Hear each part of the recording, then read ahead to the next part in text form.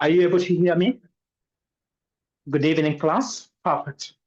So I wanted to start on what we call auditors, auditors professional framework. We did the legal framework. We talked about auditors. Auditors, we call it professional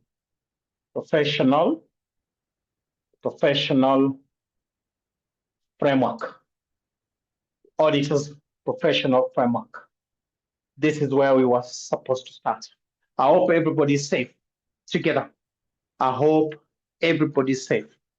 I hope everybody's safe wherever they are. I hope everybody's safe. So we can begin from what they call the auditor's legal, auditor's professional framework. And under this, we'll be basically talking about a number of ethical issues under this topic, ethical issues. So these are some of the issues that basically we are going to talk about. We are going to talk about audit fee. Audit fee, how do we charge audit fee? What is the basis of charging what they call an audit fee? We are also going to talk about advertising under this advertising, what they call advertising. What they call advertising. Advertising, we're also going to talk about conflict of interest, conflict of interest, conflict of interest. We're going to touch on the conflict of interest. So we're going to talk about what we call professional misconduct. Lillian B, we're going to talk about what's called professional, what they call the professional misconduct. Professional misconduct. And we're also going to talk about auditors' independence. Auditors' independence. Independence. So, team, I want us to agree together that under what we call auditors' professional framework, these are a number of things that we are basically going to talk about it together. I want to talk about, I want to start with the with what we call the introduction together. So when you talk about audit profession, audit profession. So when you talk about audit profession, we basically has a number of regulations altogether. When you talk about the audit profession, we basically have what we call a number of regulations. We have what we call a number of regulations that basically guides what we call the conduct of an audit altogether. So when you talk about audit profession, we basically have what we call a number of regulations that basically guides what we call an audit process altogether. What are these regulations? What are these regulations that basically govern the audit process? We say that we talked about, when you talk about auditor's professional framework, we talk about ethical issues. Some of the issues that we're going to talk about are said audit fee, advertising, conflict of interest. We have what we call professional misconduct, and then we have what we call auditors' independence altogether. So when you talk about audit profession, it's basically governed by what we call regulations altogether. And regulations basically comes from what we call two levels. We have two levels of regulations altogether. We have basically two levels of your regulations. We basically have what we call two levels of regulation. One of the first level of regulation, we call it local. We call it local to the national. So what we call the national level. We have what's called the local to the national level, one of the levels of regulation. So we have what we call international, what we call international level, international levels of what we call regulation. So regulation basically guide what we call the conduct of an audit. So when you talk about regulations, I said we basically have two levels of regulation, We basically have what we call two levels of regulation. One of the first level of regulation under audit is a local, subnational level. Then we have what we call international level of regulation. So when you talk about the local level of regulation, what do you think we talk about? So local level, we have what we call the ISPAC. as a regulatory ISPAC. Apart from ISPAC, what we have as the local level of regulation, apart from the ISPAC, what we have the CASNEB, what they call the CASNEB, Then we have the what they call RAB, Regulations by Accountants Board together. So this is a local level of regulation. That basically regulations can come locally from the ISPAC, from CASNEB, and what you call the RAB together. We'll respond with a yes if we are together. If we are together, we respond with a yes. So the second level of regulation, we basically call it the international levels. And this is basically provided by what we call IFAC. IFAC. What is an IFAC? IFAC. IFAC. What is that? What do you mean by IFAC? That is international. We call it International Federation. International Federation of Accountants altogether. IFAC is basically International Federation. We call it international. What they call the international. International. We call it federation. Federation of what they call of accountants. So that is the second level of regulation. The first level, which is locally, we have the ISPAC, we have the CASNEB, we have RAB, but I've said the international level of regulation, we have what we call IFAC. But I've said that basically means that International Federation of what they call accountants. Together, team, we respond with a yes if you're together. So one of the things that you need to know about the IFAC is that it is what we call an international, non-governmental, or non-profit making organization. It is what we call international, and basically what we call the non-governmental. It is a non-governmental, and at the same time not-for-profit making, whose members country basically subscribe to the International Accounting Standard. So say that IFAC is International Federation of Accountants, and I've said is a non-governmental organization, but at the same time, we call it a non-profit making organization whose members countries subscribe to what we call International Standards of Accounting. Together, team, whose members basically subscribe to what we call International Standards of the Accounting. Jaffa, are we together? Together. So when you talk about the International Federation, IFSC, International Federation of Accountants, this International Federation of Accountants, are we together, join, is basically divided. It works with what we call the subcommittees. It works with what we call the subcommittees altogether. It works with a number of subcommittees. Are we together? It basically works with what we call a number of what we call the subcommittees altogether. If you talk about these subcommittees that basically execute the work of International Federation of Accountants, we have a number, IESBA. This is number one.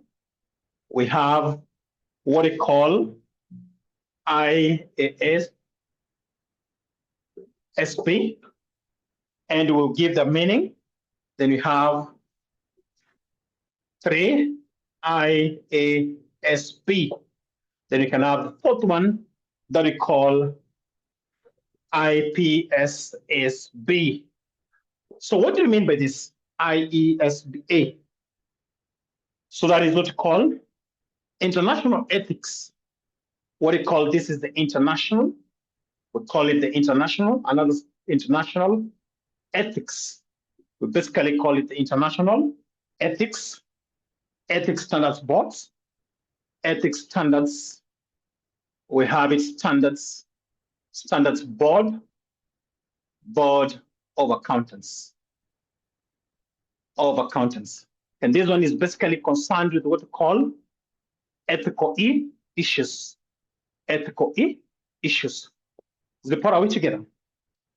IESBA, International Ethics Standards Board of Accountants. We respond with the yes if we are together. So the second we call it IASB. What is that? What do you mean by that? So this is international. We call it the international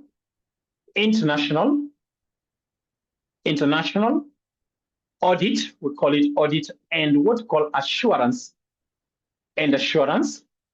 standard board. Remember, these are subcommittees that basically emanate from International Federation of Accountants. So IASB, International Audit and Assurance Standard Board. Then we have ISB, International Accounting. This is international accounting. We call it the International Accounting Standards Board. International Accounting Standards Board. What is this in full? IPSSB. What does it basically mean in full? So these are basically subcommittees that emanate from what? International Federation of Accountants. IPSSB. What does it mean? That is International Public Sector Accounting Standards Board. This is the international. We call it the international. What do you call it? International public sector. We call it the public sector accounting standards board. And you say that these are subcommittee that work with the International Federation of Accountants. So because we are touching on ethical issues, which subcommittee are we going to emphasize a lot on it? Because we are touching on ethical issues, which subcommittee are we going to dwell on? So because we are talking about ethical issues, remember as I was introducing, I said that when we talk about auditors professional framework, these are ethical issues that we basically talk about. So which body, subcommittee, sorry, of the International Federation of Accountants we will talk about? Yes. So we introduced that is IESBA. So we talk about, because we're touching on international, so we talk about IESBA. So that is International Ethical Standards Board of Accountants. So with that, what is the main goal of IESBA, International Ethical Standards Board of Accountants? What is the what is the purpose of it? So basically, when you look at that, basically the purpose is basically to enforce what we call compliance and what we call professional code of ethics of practicing accountants. So basically, the role of it is to enforce. We say enforce what we call compliance, enforce what we call the compliance, and what we call code of conducts, or what we call of the practicing accountants. So just to emphasize on this, so when you talk about codes of conduct, what are basically some of the codes of conduct of the practicing accountants? Code of conduct of the practicing accountants. Some of the codes of conduct of the practicing accountants. When you talk about codes of conduct, so these are principles and guidelines accountants must observe. Code of conduct, we say principles. We basically call it principles. And what we call guidelines that accountants, what we call accountants, should basically observe, that accountants basically should observe. What are these code of conducts that we know accountants or auditors should basically observe? What are these that they should basically observe? So somebody talks about integrity. Perfect. Are we together? So code of ethics are in form of, they're basically in two forms together. When we talk about code of conducts, code of what we call of conducts, or what we call conduct, are basically in two. We have what we call the fundamental. What they call fundamental. We have those that we call fundamental principles, what you call the fundamental principles, and then the other one called them other principles. So I want to, for example, though we have not gotten to that, for example, when it comes to charging audit fee, maybe just one of the aspects that should not, when you're talking about audit fee, I'm not touching on this, I'm just touching on one aspect. When charging audit fee, what are certain aspects that are not allowed ethically to be done? So when you're charging, that's something that we're about to do ahead. After covering this, we'll be able to talk about that aspect. What is one, apart from the scope, what defines how an audit should be charged?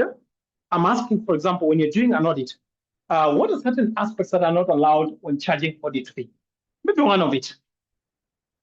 So there's something that we call lowballing. What is lowballing? We say that lowballing, when it comes to as ethical issue, which is audit fee, this is not basically allowed in auditing. We call it lowballing. What is lowballing? That maybe in order to attract a client, Jaffa, you charge audit fee. Basically, you find one charging what you call audit fee. One charging what you call audit fee lower than the market value, lower than the market value. Are we together? Lower than market value. That's an ethical issue that is not allowed. Why is it not allowed, for example, for you to charge lower than the market value? Why do you think basically it's not allowed for an auditor to charge a fee that is lower than the market value? Lowballing.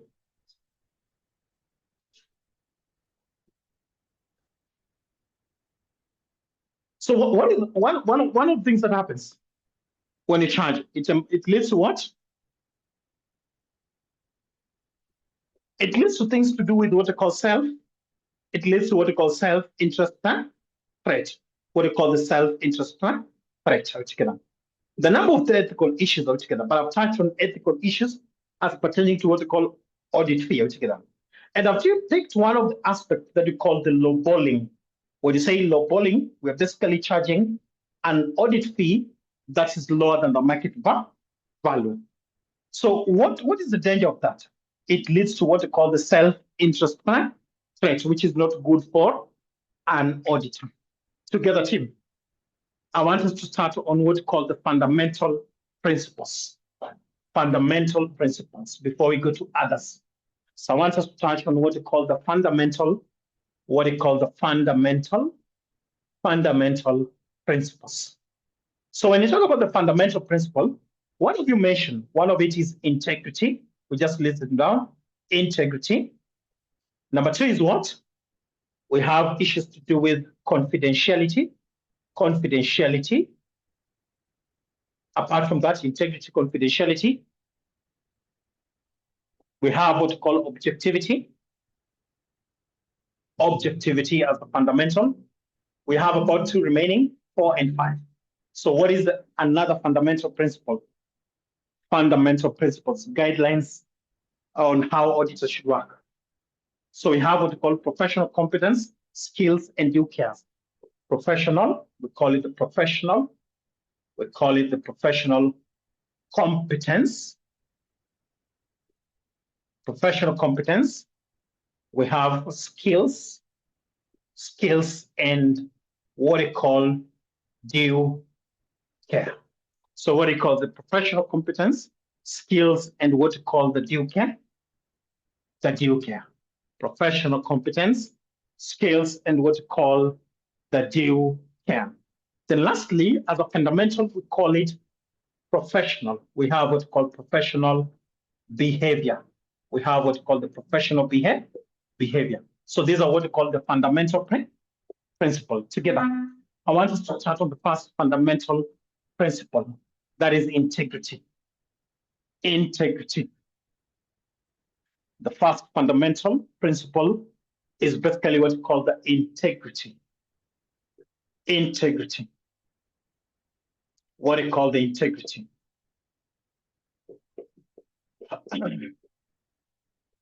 Integrity. So number one is to define what integrity is. When you talk about integrity, Lilian, what do you mean by integrity? The two things that basically emanate from the word integrity. A person with integrity basically has what? Lilian B. When somebody has integrity, is honest and what? And straightforward. Are we together? So honest, the two words, we say honest and what we call straightforward. Honest and what we call straightforward. What we call honest and straightforward in all professional and other relationships. In all professional, what you call professional, and you say, and what you call other relationship. In all professional and what you call other relationship. Are we together? In all professional and other relationship. Just by the way, at the times that we live, do you think we have people with integrity? And if we have, and if so have, do you think there are many?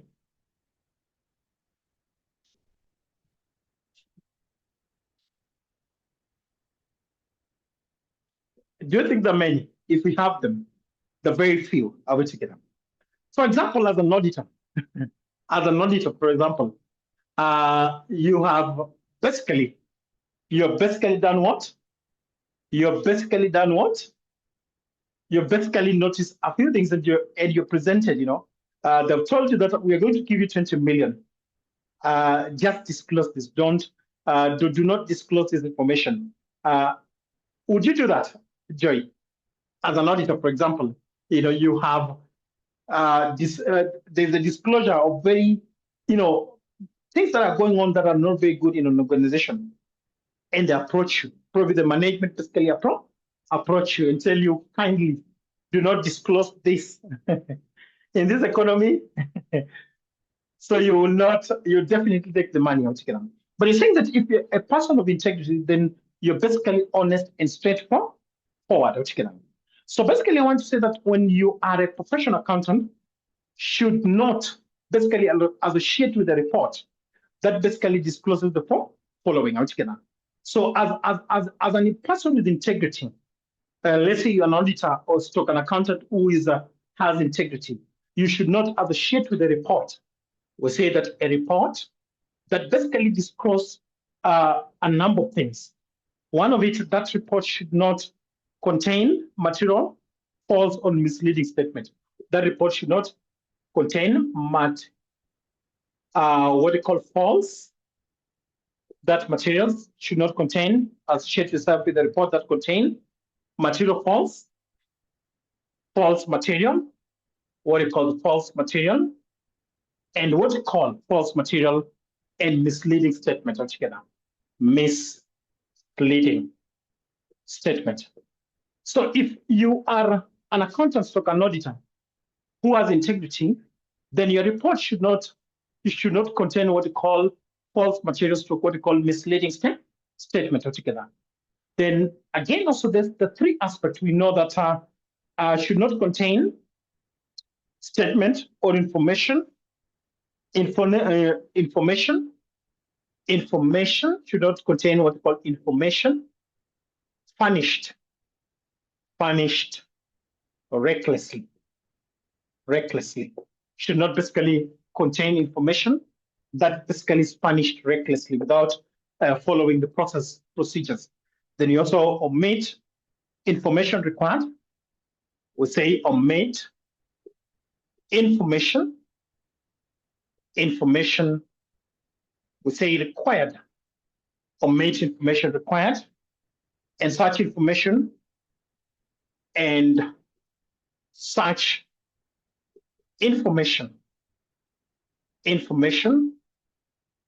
would be misleading. So these are somebody who has integrity Basically, these things should, in his report, we should not have these three things. So saying false, material, or misleading statement, information furnished is done in a reckless manner, but omit also information required. And such information that is omitted is basically misleading. Together, team. If we are together, we respond with a yes. If we are together, we basically respond with a yes. So then we talk about the second aspect, that is what's called objectivity. We call it objectivity. So what is objectivity? Objectivity. When you say objectivity, what do we basically mean by objectivity? When you say objectivity, what do you basically mean? When you say objectivity, when somebody is objective, you're very fair. Are we together? You're not biased together. A person who is objective is basically fair and not biased. We say that that person is basically fair and does not allow biasness. Fair, just say fair, and does not allow what you call biasness. Is basically fair and does not allow what you call biasness together. That's a person who is fair, does not allow what you call biasness. I want us to proceed to the next fundamental. You're not compromised when your objectives, you're not compromised together or undue influence together. That somebody of high authority just tells you and then you change your report. Then you have what called confidentiality. Confidentiality. So what is confidentiality? When you say confidentiality, what do you mean by confidentiality? When you say confidentiality,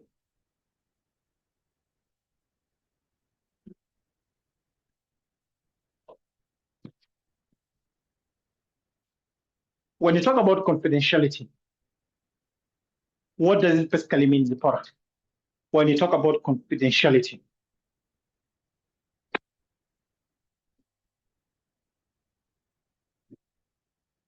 so say disclose what is in the report. Yes, to that party without authority. That basically means that you're not what you call a confidential person, but you basically say divulging, called divulging what you call confidential information, confidential, we call it confidential information obtained from what you call from professional, from what you call professional, divulging what you call confidential information that should not be released from professional relationship to what you call to third parties. Who are third parties to an audit? Who are third parties to an audit? When you talk about third parties, who are basically third parties to an audit? But you're saying when you talk about confidentiality, you're basically not divulging, what you call confidential information obtained from a professional relationship to a third party. Who would be a third party? Without permission, very important, we've not without permission. Who are third parties, for example? Third parties to an audit. Who would be third parties? We touched a bit on third parties. So we have the creditors. So such information should not disclose to the creditors unless there's an express permission given. Then I want to talk about what we call exceptions to confidentiality. So when you talk about exceptions, we are basically the instances where you're basically allowed to disclose. So that is what we call exceptions. We call it exceptions to what we call to confidentiality. Exceptions to what we call confidentiality. We call it exceptions to the confidentiality. What are these instances where you may be allowed to disclose information? So one we've mentioned in our definition, one who basically disclose no information. So exception is contrary. We say that you need to be confidential. Are we together? However, the instances where you can basically be allowed to divulge, are we together, an information, are we together? Uh, when there's an investigation, who does that investigation? When there's an investigation done by who?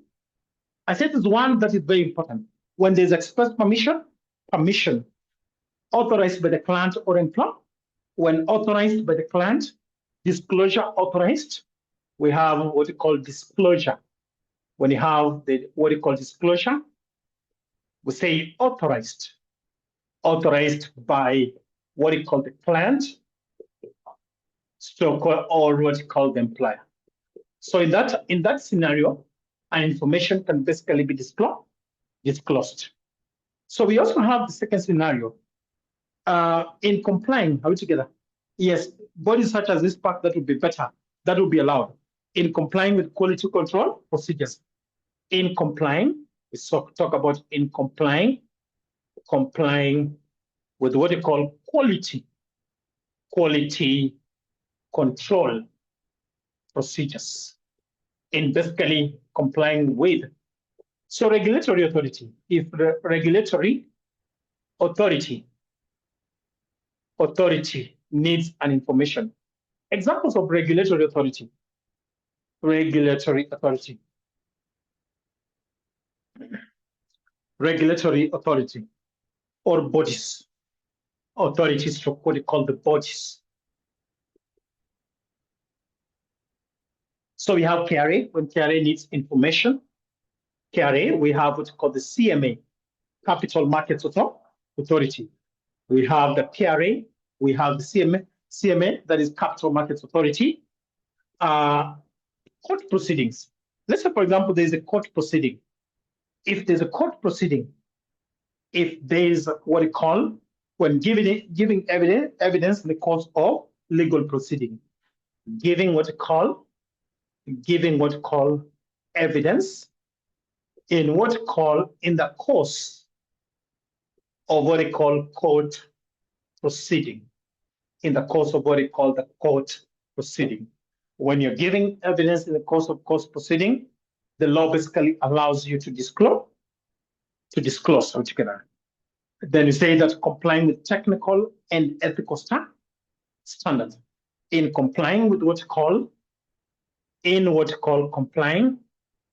complying with what you call technical and what you call the ethical standards. In complying with what you call technical and what you call the ethical standards, the law basically allows you to disclose. My wonderful students, what are some of the areas basically as an auditor or an accountant you're allowed to disclose information, exceptions to the fundamental principle that is confidentiality? What are those areas? What are some of the areas? Issues to do with public interest. When that information is of public interest altogether. Public interest altogether. Together. In such a case, you are basically allowed to disclose altogether. Together. Then very importantly, I want to talk about matters to consider in whether to disclose confidential information. How you disclose that information matters a lot. So we talk about matters to consider when disclosing what we call confidential information. What we call matters to consider when we say disclosing, what we call confidential information. What are some of the matters that needs to be considered when you're basically disclosing what you call confidential information? What are some of the matters that needs to be considered? What are matters that basically needs to be considered when you're disclosing confidential information? What are some of the issues that needs to be considered when you're basically disclosing what you call confidential information? What are those matters So you have the facts. When you're disclosing what you call confidential issues, you must have what you call facts at hand altogether. That is what you call all relevant facts, known and substantial. All what you call all relevant facts are known. One is that all relevant facts are known. We say are known, and we say confidential, and are basically confidential. That what we call all relevant facts are basically known, and they are what we call confidential. That all the relevant facts are known and are confidential. Apart from that, Edith, apart from that, what are some of the things that needs to be basically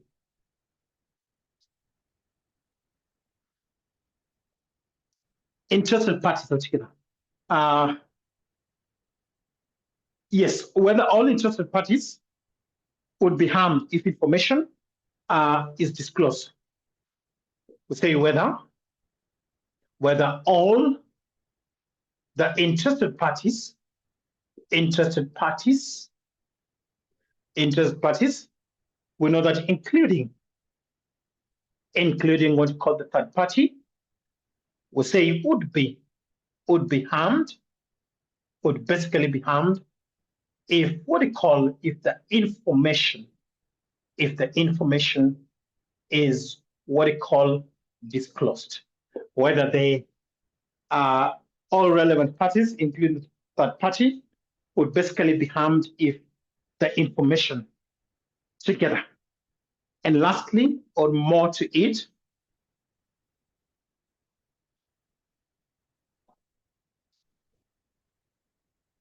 whether the parties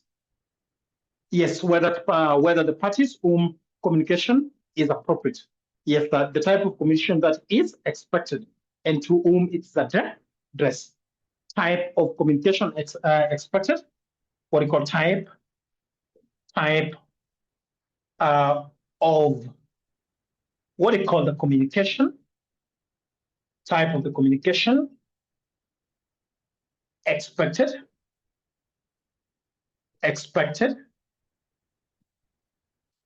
and to whom it is addressed, together. Those are aspects that need to be basically considered. Those are aspects that are basically needed to be considered. 1 minute as I check on one thing, as I check on Mwalimu. There's something that needs me. 1 minute, and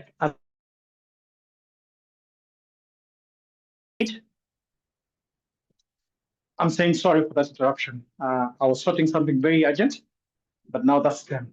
So what is the importance of confidentiality? We talk about the importance of confidentiality. What we call importance of confidentiality. Why do you think we need confidentiality? Confidentiality in carrying out what we call, as an auditor, in carrying out our work. What is the importance of what we call confidentiality? I hope we can, the importance of what we call confidentiality. Why is confidentiality key as an auditor in carrying out our work? What we call importance of confidentiality. We call it the importance of confidentiality. Importance of what we call confidentiality. Safeguard client secrets. Perfect. Safeguard. What we call safeguards, what we call the client secrets. I hope it's not a secret that needs to be disclosed. We say there are exceptions to that. If it's a secret that needs to be disclosed, then that should definitely be disclosed. Then that basically should definitely be disclosed altogether. So we say that very importantly, just says that promote trust between auditor and the client. If you have an auditor that is very confidential, the end result is that it promotes trust between, promote what we call trust between say, between what you call auditor, between the auditor and what you call the client. It definitely promotes what you call trust between auditor and the client. Apart from that,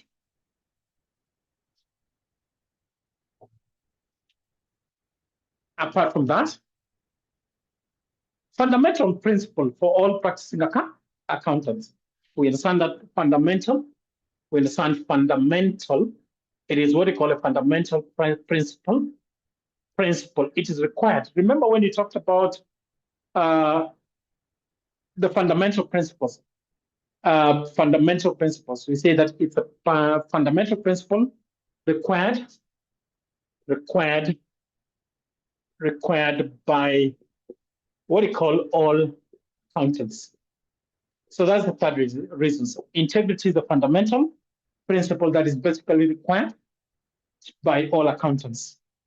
It's, again, law. When you talk about it's a law, are we together? Legal duty to maintain what we call confidentiality. It is a legal duty. We know that it is what we call a legal duty to maintain, to basically maintain what we call confidentiality. It is a legal duty to basically maintain what we call confidentiality. It is basically a legal duty to maintain what we call confidentiality. To maintain confidentiality. It is what we call a legal duty to maintain what we call a professional duty. So these are basically, when you talk about advantages, those are basically benefits of what we call confidentiality. We have two fundamental principles that are remaining. The next one is what we call the professional. We call it professional behavior. Professional behavior. How should a professional behave? What do you mean by professional behavior? What is it that we call professional behavior?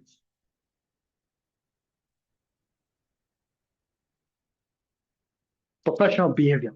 One of it is it's mandatory for accountants to comply with what we call relevant laws and regulation altogether. It is a must altogether. It is mandatory. We know that mandatory for what we call accountants, mandatory for accountants to comply, to comply with what we call with the laws and what we call regulations. It is basically mandatory for accountants basically to comply with what we call laws and regulation. Is it true? That is basically mandatory. How should a professional behave? How should a professional behave as a professional auditor? You should not change the profession. You should not basically change what we call the profession. How do you change the profession as a professional auditor? How do you basically adhere to the standards perfect altogether? In some way, we can behave in a way that disrepute. We call it manner that disrepute. We can behave in a manner that basically disrepute a profession in a manner that basically disrepute a profession.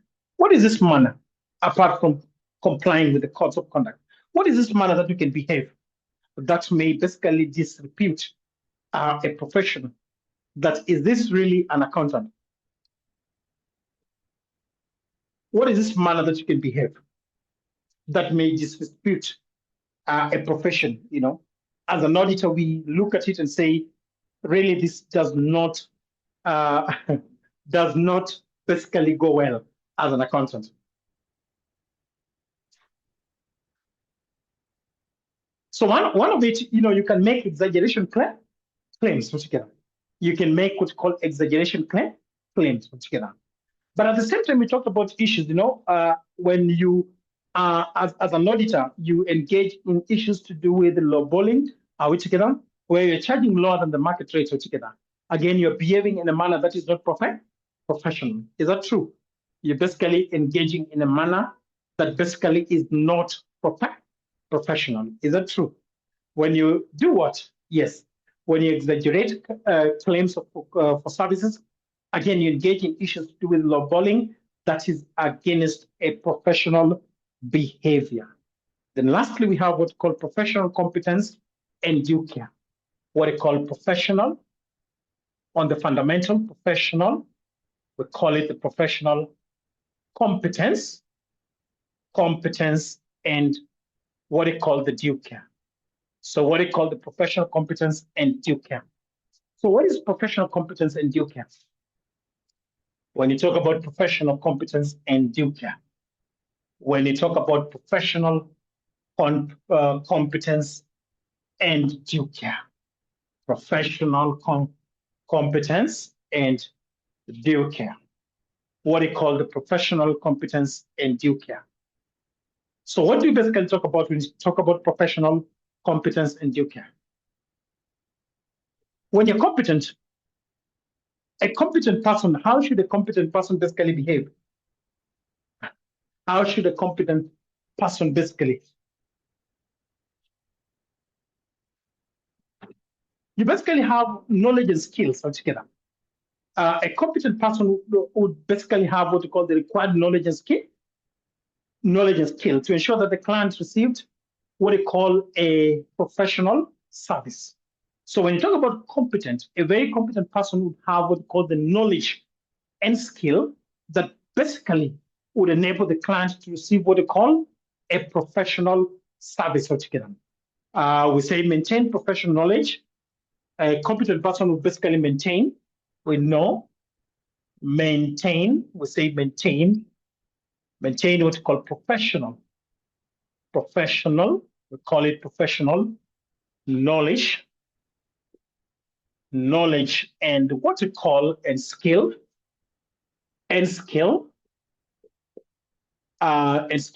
to ensure that the client receive what we call professional service, receive what we call professional service, receive what we call a professional service. That's what we call, when you talk about due care. This service is based on current development. But now when you touch on due care. So what do we basically, when you say due care, what do you basically emphasize on when you talk about due care? So when you talk about due care, is diligent. Due care is basically diligent with applicable ethical, diligent with applicable, diligent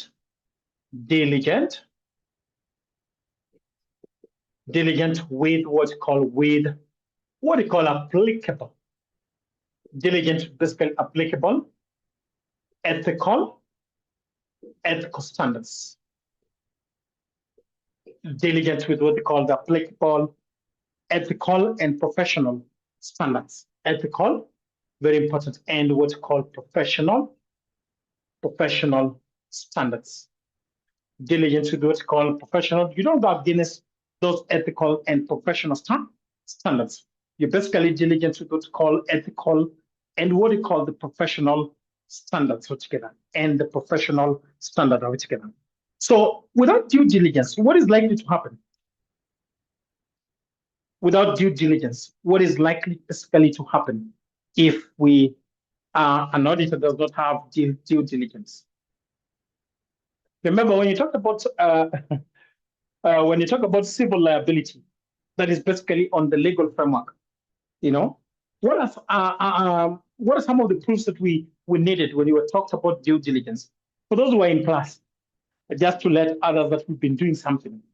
Why was due diligence very important under the civil liability, under the law of tort, and civil liability under the law of contract? Yes, you do not exercise due care.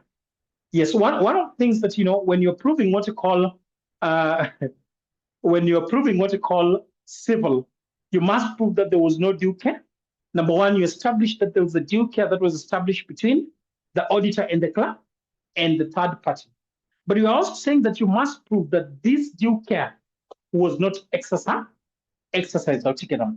And how do we exercise? When you know what should be done, then we need to do it altogether. When you know what needs to be done in terms of ethical and professional standards, we make sure that the client does not basically get to a loss as a result of that, altogether. So when you talk about due care, just in summary, it is a responsibility. We say that responsibility to act in accordance of what is required in the assignment. The responsibility basically to act in as per the assignment, according to the SAP. It is a responsibility basically to act with the requirements of the SAP assignment altogether. It is the responsibility to work according to the requirements of the assignment that is in place. So those are fundamental principles. So we're done with the fundamental principle. So I mentioned other things when I was introducing. I talked about audit fee. We talked about advertising. Are we together? We talked about independence. So we say other professional guidelines or other ethical issues. Other, we call it other professional. We call it other professional guidelines. What they call other professional guidelines. So on other professional guidelines, we have a number of things. Obtaining what we call professional work. We have issues to do with obtaining what we call the professional work. As how do we go about obtaining what we call the professional work? We know change in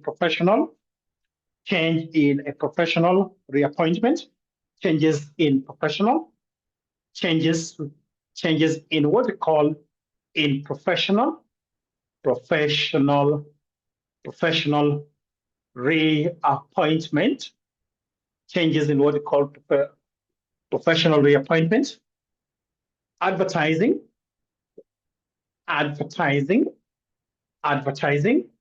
We have issues to do with independence, and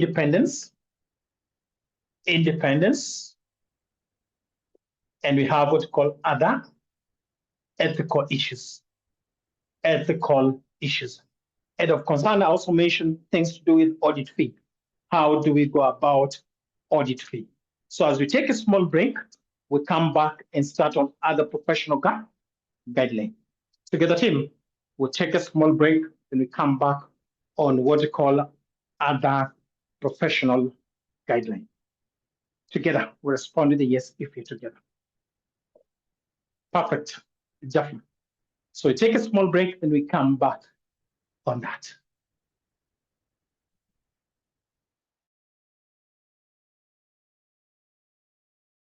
If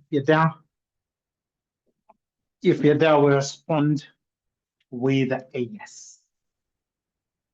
If we are there, we basically respond with a yes. We respond with a yes if you're there. Are we there?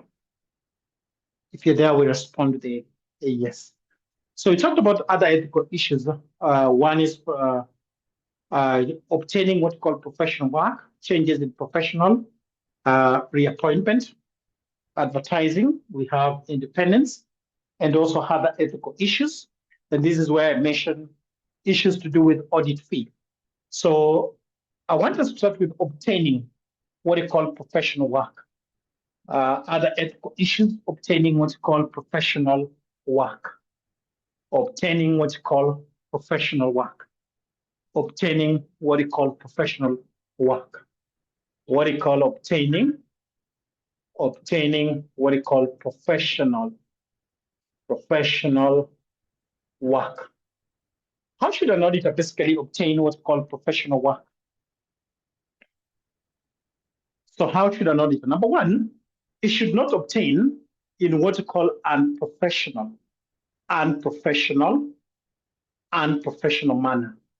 So an auditor basically should not obtain work through what we call unprofessional manner. And when you talk about unprofessional manner, what is the unprofessional manner when you talk about obtaining what you call a professional work? And one of the pastors would say you should not basically obtain it in a professional manner. What do you mean by, unprofessional manner? Bribe. Is bribe unprofessional? By bribing altogether. By bribing altogether. That is say that you should not pay money or reward. You should not pay. He or she, that is he or she, should not not pay so reward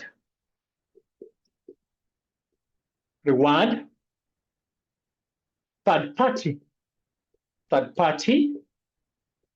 in order to introduce he or she to the client. He or she to the client. And what is the danger of that? When you begin to bribe to the client. What is the danger with that? We say that obtaining what we call professional work. So basically, we're saying that the work should basically not be done in a professional manner. When we say that you should not pay altogether, to reward that party in order to introduce he or she to the client. What is the danger of rewarding? If you obtain work through rewarding. If you obtain this work through rewarding, what would be the implication of that?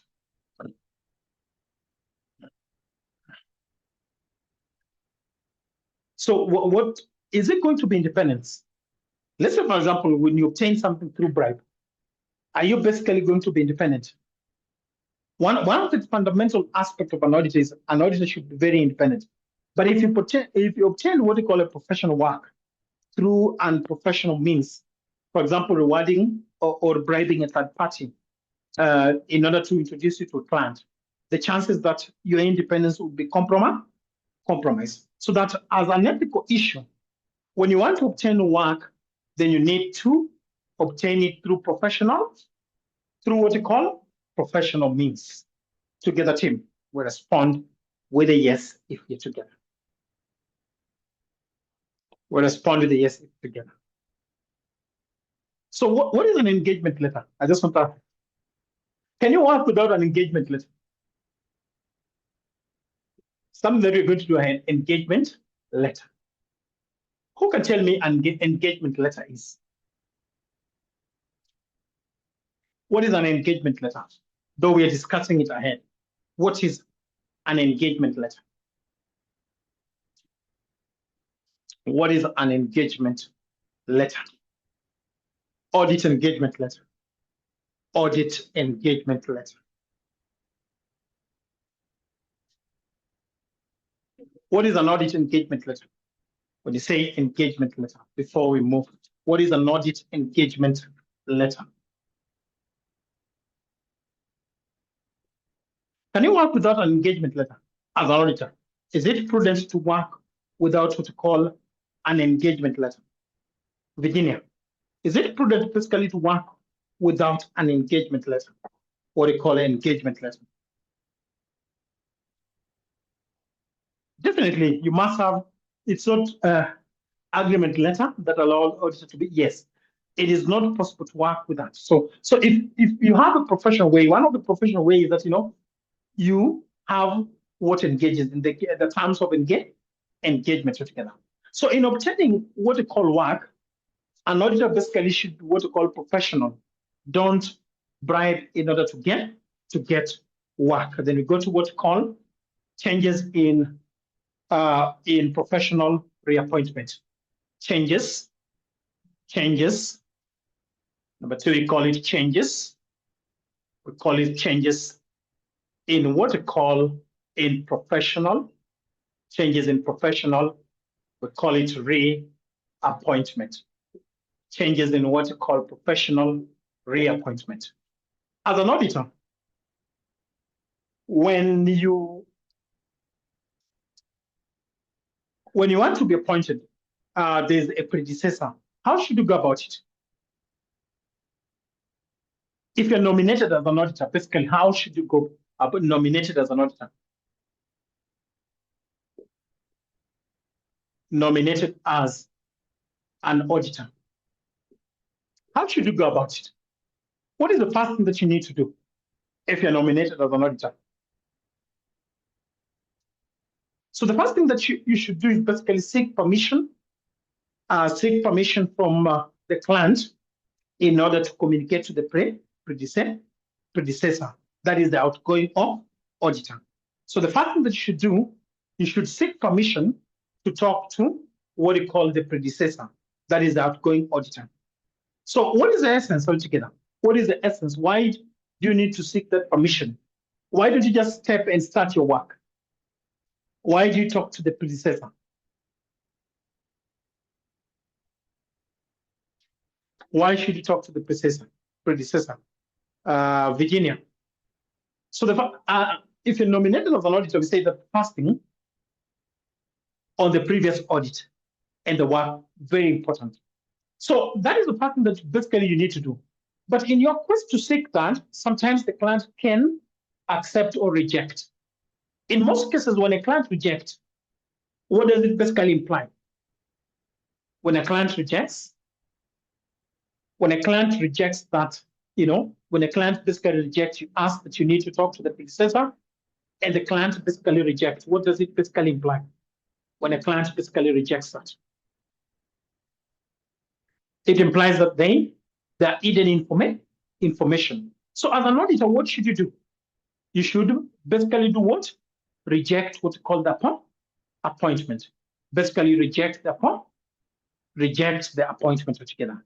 If you're denied permission, basically to understand the trail of what has been happening, then as a good auditor, then you should reject what you call the appointment. The second thing, if permission basically is granted, what should happen? What should happen? Again, remember, these are professional. This is basically professional altogether. This is basically professional. When you're dealing professionally or in an organization, information should basically be documented altogether. When you're dealing professionally, so in your quest to ask, you should do it in writing altogether. On information that it ought to be made known to him. That should be basically, it needs to do it in writing to the predecessor, the outgoing auditor in writing. So upon the predecessor basically receiving that, what should the predecessor do? Should he give the information without consulting the client? What should the predecessor or the outgoing auditor do before? What should the predecessor do? Yes, the incoming auditor, the nominated, writes to, is given permission to write, and he writes to the predecessor a letter on what he needs to know. Upon the predecessor basically receiving that notice, what happens? That request, again, the predecessor should basically seek permission. We say that he should seek permission from what? From the client altogether to communicate freely. He should seek permission from the client to communicate with the nominee, which is the incoming auditor freely. What happened? What happens, now you've been allowed to send the letter. Then upon the predecessor, who is the outgoing auditor, talking to the client basically reject. What should happen? What should basically happen? As an auditor again, if the permission is not granted to the predecessor, what should happen? Should you continue? Again, you should reject the appointment. You should reject the appointment. So we can put that down. We should basically put that down by saying a member should changes in what we call professional reappointment. We say that first seek permission to the client. The first thing is first seek what you call permission. Permission, we say from the client to communicate. To communicate, we say to the communicating with the outgoing, or the predecessor outgoing auditor. If the permission, if what you call the permission, if the permission is rejected, is not allowed, is not granted, if the permission basically is not granted, comma, we say reject what you call the appointment. Reject what you call the appointment. If the permission basically is not granted, you reject what you call the appointment. So in number two, we say if the permission, we say that if the permission, we say is granted, and you say it has, if the permission is granted, then you need to be formal. If the permission is granted, the nominee should request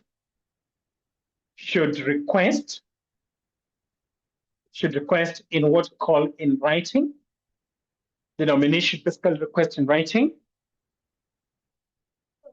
the predecessor in writing to the predecessor auditor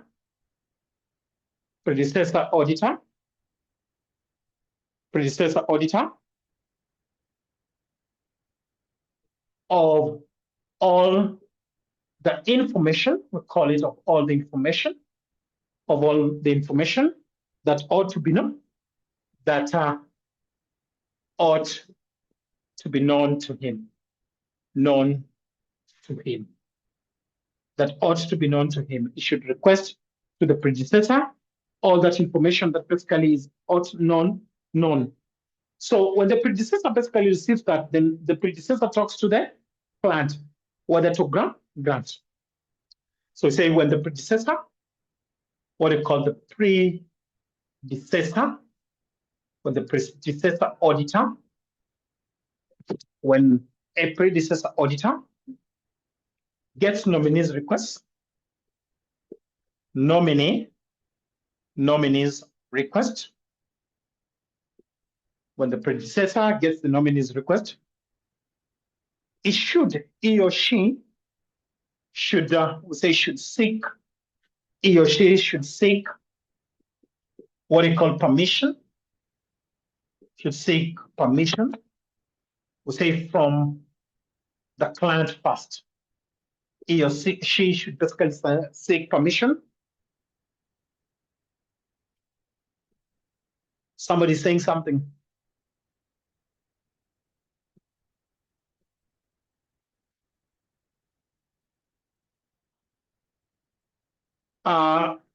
Yes.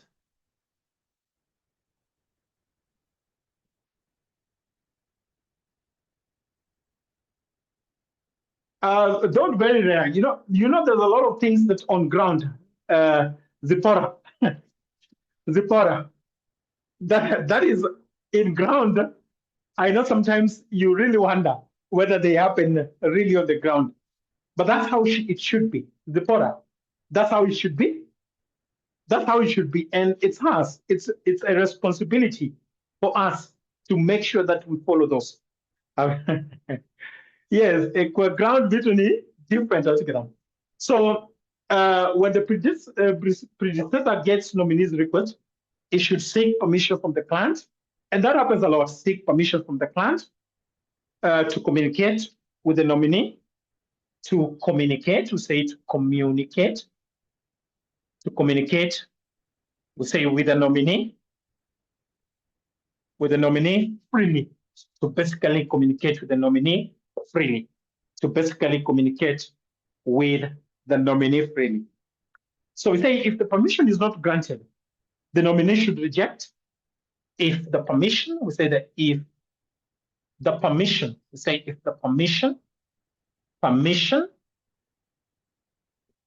is not granted, the nominee, we know that the nominee should reject reject. We know that should reject what you call the appointment. The nominee should basically reject what you call the appointment. It's upon us to make sure that those things are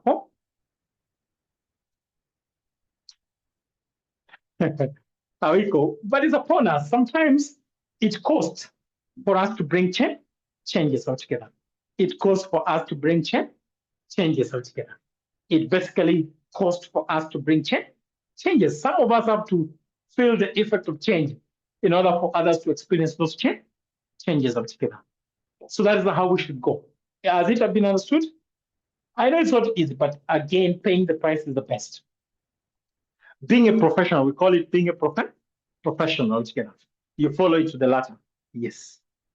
Yes, we say that people who are very have a lot of integrity and they follow things to the order. And that's what we need to bring out. I think that's what we need to bring out. Though I know it's going to cost. It's going to cost those who try that, but it's the best thing to do. So I want to talk about advertising. How to go about advertising stroke publicity. What we call advertising stroke publicity. Advertising. What we call advertising stroke publicity. What we call advertising and publicity. Advertising. Advertising. And what we call and publicity. Advertising and publicity. Advertising and what we call publicity. Is a professional accountant stroke an auditor allowed to advertise directly to the client?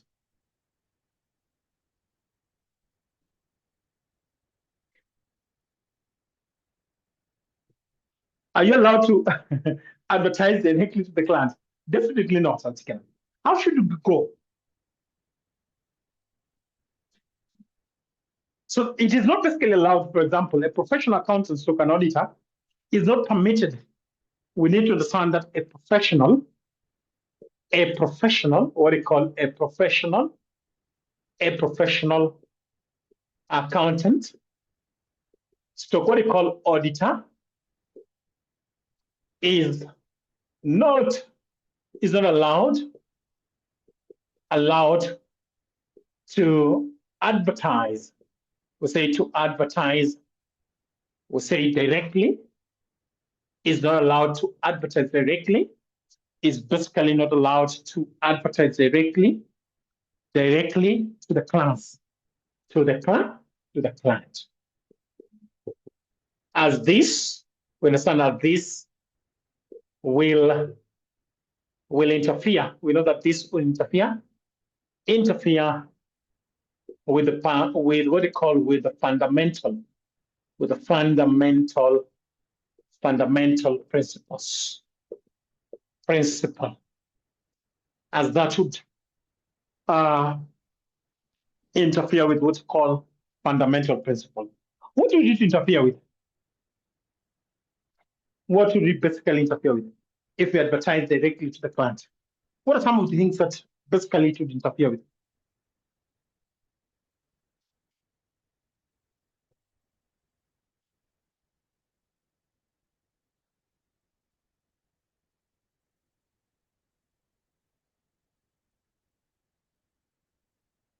We say that it interferes with the fundamental principle. What are these principles? Integrity.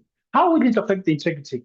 If, for example, I go and negotiate, and the client tells me, I'm going to add you something on top. Just make sure that when this and this happens, what happens to your report when clients now begins to dictate that? Interferes with a very fundamental principle that is independence altogether. In lack of integrity, and again, integrity. When you lose your integrity, can you be independent as an auditor? You cannot be independent. Definitely, what you're going to give, what you're definitely going to give is that a report that favors who? That favors the client. That favors the client altogether. You're not going to act in the interest of the shareholders, but you're basically going to act in the interest of management altogether. That's why you advertising directly to clients is not basically allowed. allowed altogether. Let's say, for example, this scenario, though we are going to discuss this under auditing fee. You have when an auditor, you have a client, and you have an auditor. And you have a scenario where a client becomes a debtor, and a auditor becomes a creditor. Well, now you have to beg for, in scenarios where a client basically takes long to pay you your money. How does it affect the audit work? How does it affect the audit work? Though we're going to discuss it under audit fee. When you establish what we call a debtor-creditor relationship, what happens? What happens? Somebody just tell me what happens. When you establish what we call a debtor-creditor.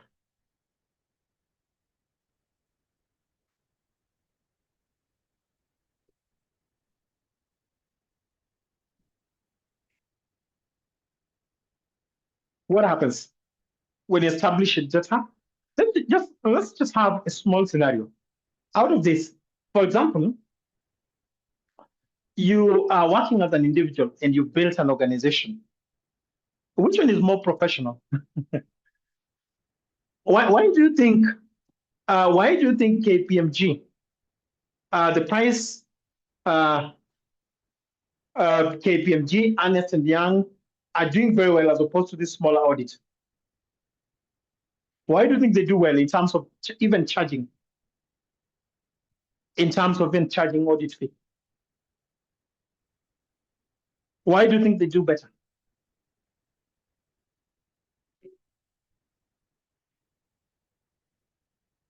Why do you think they do better? Lillian B, why do you think they do better? One of the aspects we talked about experience, but we say the nature of the audit firm in terms of charging, the nature of the audit firm. Yeah, and not even the scope. Yes, nature of the audit firm in terms of there's a lot of professionalism altogether. There's a lot of professionalism. For example, when you seek for services for this altogether, when you seek for services for such big audit firms, how you correspond in itself, how you basically correspond. That's why as an organization grows, then you must make sure that, you establish what you call professionalism, a lot of professionalism. That makes an organization to be strict scope of work. Also very key to them. They're very strict to the scope. Once you sign engagement with them, then they just follow that together. So in most cases, the nature of the audit firm in that aspect, they will always charge much higher than these audit firms that are established. Is that true? Are we together? So when an auditor and a client basically establish what you call the debtor and the credit relationship, there's a lot of compromise here. You see, there's a lot of compromise that comes together. There's a lot of compromise. Why you find, for example, when this one has stayed for so long without being paid, then the client can basically control you. Is that true? Is that true? So that's true. Zipporah, that's true. How do you work on this so that your independence may not be interfered with when you have established a debtor credit relationship in such a manner? How do you sort this issue? How do you sort that issue? You report to the shareholders. You report to what? Shareholders. You can report to the shareholders. Report to the shareholders. You can report to the shareholders. Remember, when you talk about contemporary audits, you basically, Lillian B will say we report to the shareholders. You can also, in instances where we have directors, you report to the directors altogether, so that you're not basically tied to this, so that this money can be paid, so that your independence cannot be taken altogether.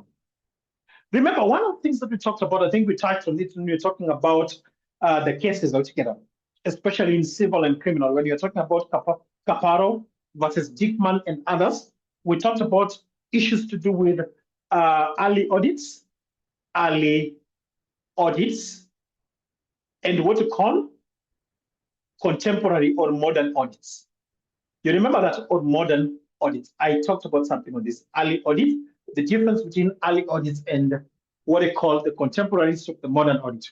What are some of the differences between the early audit and the contemporary audits? What was the difference really be between audits that were done early audits and the contemporary audits? So one of the things we noted, the reports were issued to the management together. But now with the modern audits, we do what? We report to the shareholders together. Then we looked at it and say that when it comes to early audit, it was more about correctness together. It was more about correctness of an audit, which means that they always work towards what we call absolute assurance. But in the modern audit, it was basically more about truth and what we call fairness together. Detecting fraud and errors. This one was about opinion. Modern was about giving an opinion together. So we will touch on that, but we talk about members in practice can have an auditor. We say a professional accountant is not allowed, or auditor, to market directly, to advertise directly to the client. However, we understand that a member in practice can advertise. However, we say that a member in practice can basically advertise. We say acting on behalf of the client. A member in practice can advertise when acting on behalf of the client. We can also say a member in practice can seeking for a staff. They can also advertise. They can also, a member in practice can also seek for what we call subcontractual work. But also lastly, we say that a member in practice can do what? Act in fiduciary capacity. Fiduciary capacity, you are acting on behalf of another person. Act in what we call fiduciary capacity. We say a member in practice, a member in practice. A member in practice, we say a member in practice can however,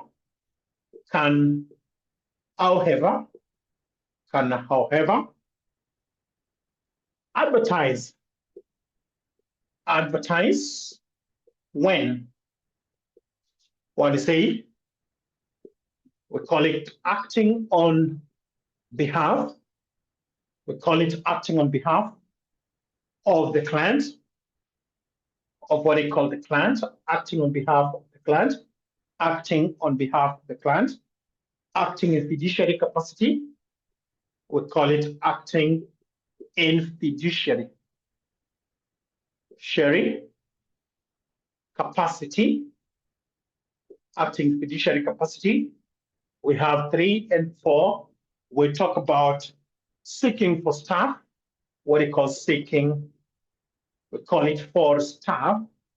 Seeking for staff. And lastly, we can talk about seeking for subcontractual. Seeking for what we call subcontractual work. Seeking for what we call the subcontractual work. Seeking for what we call subcontractual work. One of the best things that I want you to do, I want in the next class that this handout should be done. We should be done with this handout. So what you can do between today and on Tuesday, we are meeting on Tuesday. I want to provide, like for this class, I say we'll be extending. I want this month to cover a bigger chunk of work together. This month, I want us to cover a huge chunk of work so that when you get to the following month, we have done much together. That is what I need for this month. And that is what I'm prepared for. For those that are in PFT class, they have noticed we are meeting on Saturday, but I will also be introducing audit somewhere. So I always love to clear my syllabus, particularly when I have freedom like we have it here. I always love to finish my syllabus much earlier. What is the essence of that? The essence of that is to find enough time for revision. The Virginia, The essence of that is basically for me to find enough time for revision, because that's where a lot of things, we do a lot of things. Are we together? You find in those revision, we are able, even a student who was not able to understand, we're able to get back and sort everything better. Together, team, we are together. So now we need to start. Right now, we need to start adjusting. We need to start adjusting. Like the PFT class of mine, I told them we are meeting audit. I'm also beginning to either extend or begin to here and there create more time so that we finish early. That is always the norm for me. I always love doing my work much early, especially when I'm given that permission, like I have it now. I always love doing that. For those who know me, they always know that. So we close it there and say, God bless you and God bless our class. Continue to support Focus. And we had a Facebook page. Those who have not subscribed, kindly follow us on that page and kindly support us too also. And as you also do that, make sure you're also getting value for what you came for. God bless you. We close it there. I hope there's nobody something. So we close it there. So God bless you and welcome Virginia to our class. Yes, it's very nice. It's very nice. Yes.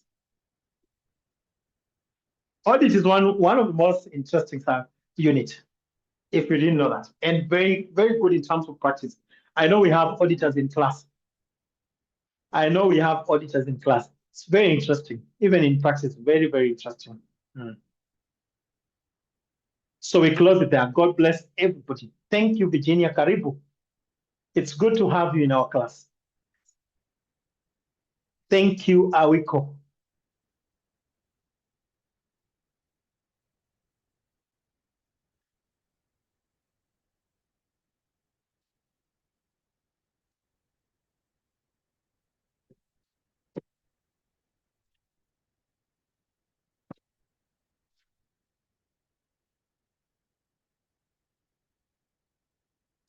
Thank you, Joy. Thank you, Joe. Thank you, Edith. Thank you, Lillian B. And everybody in my class.